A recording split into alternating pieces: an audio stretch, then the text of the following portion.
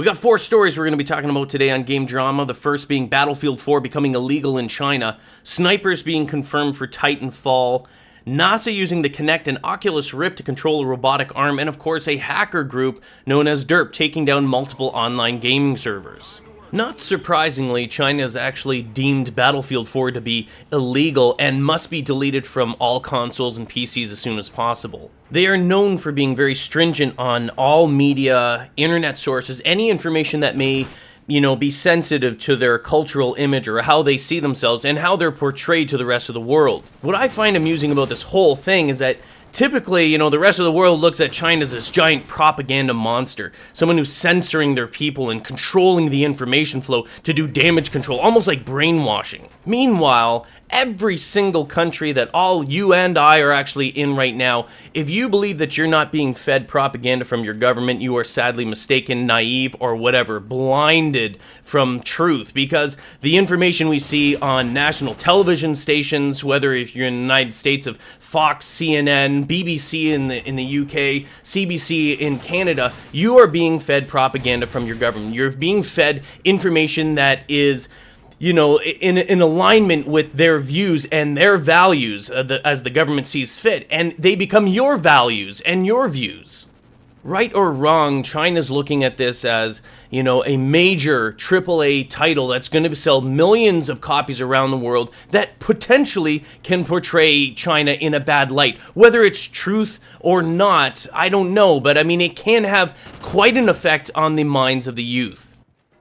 Respawn Entertainment, developers of Titanfall coming this March 2014, have confirmed that sniping is going to be in the game, but they said that quickscoping and no-scoping will be ineffective in this game, which is strange since they were such huge supporters, purposely enabling one of their greatest titles, Modern Warfare 2, to allow for quickscoping, and it seems they've done a 180 on that whole issue. Quickscoping's always been a very touchy subject in the gaming world, particularly with the Call of Duty community. You've got one side basically saying it's an exploitation of the physics or the controls of these particular video games with the auto aim assist. The way it works basically is without even having to pull up your sights fully, the auto aim assist in conjunction with the power behind a sniper rifle allows for these weapons to actually lock onto the enemy, and with a quick click before they even actually have them in the scope can drop an enemy player. On the other side, you've got the actual gamers that support quickscoping saying, you know what, listen, this is a video game.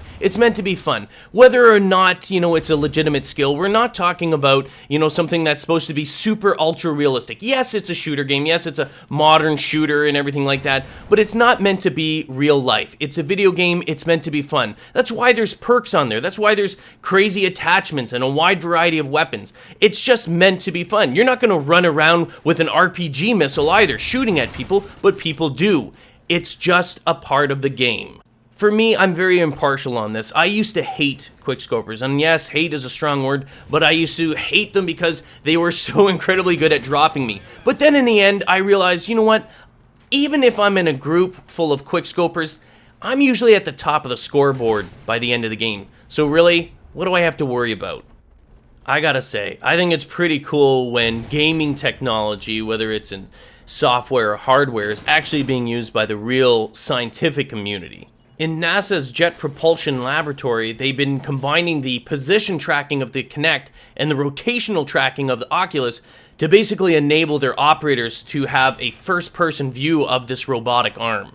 If the tests with this equipment are successful, they're going to basically be trying to apply the technology on a robotic, basically, astronaut. They call it a robonaut 2 humanoid on the International Space Station. Personally, I like this idea. If they can create some sort of humanoid that can go up into space, rather than putting, more humans potentially in danger. I mean, let's face it, the space station, in space exploration at this point in human history is still in its infancy and very dangerous. Our technology is not the safest. I mean, we have astronauts going up on this huge explosive rocket, and we've seen the disasters that can come from that. I think this is a brilliant idea, and I think it's going to be still, supporting exploration of space while not endangering more humans. I would absolutely love to go and see the Earth from orbit, walk on the moon, or go to Mars or something like that. But quite honestly, I would be terrified of the flight. I'd be terrified of every aspect of the launch, of being up there and returning. The slightest thing going wrong up there is almost guaranteed death. And quite frankly, I just don't think our technology and our progression in the space program is enough to make me feel secure that I'm willing to pay to go up there like some of these people are in, space tourism. No thank you, not yet. Humanoid project, I think that's actually a great idea. Oh, I have such a love-hate relationship with hackers. It makes my head spin. I get dizzy from it. On the one hand, you've got political activists like Anonymous who attempt to do the right thing. Whether or not I support everything they do is irrelevant. Sometimes, their heart is in the right place. Whether their actions are justified, I'm not here to discuss that. But then you've got the actions of hackers, or not even necessarily hackers. They run programs in DDoS. That's not really hacking. At the same time, for a lack of better description, let's call it hacking. And the group of DERP, I don't want to bring attention to this, but it's something I think we need to be aware of. And I think for the youth of YouTube and the internet, you need to make sure you're supporting the right people. You may think that this is funny or anything like that, but it's not. And the people that it's hurting, particularly this group lately, is you. As a gamer, they're taking down gaming servers. There's no reason for it. They're just doing it because they can. In many cases, it's just a kid. They're just young kids that are bored, misplaced time. When realizing that amount of work, that ambition, if placed properly, would make them a tremendous asset to society. Instead, they've decided to become a poop stain in the digital underwear of this world. Well, thanks for tuning in. That's your game drama for the day. Stay classy, Internet. Stay classy.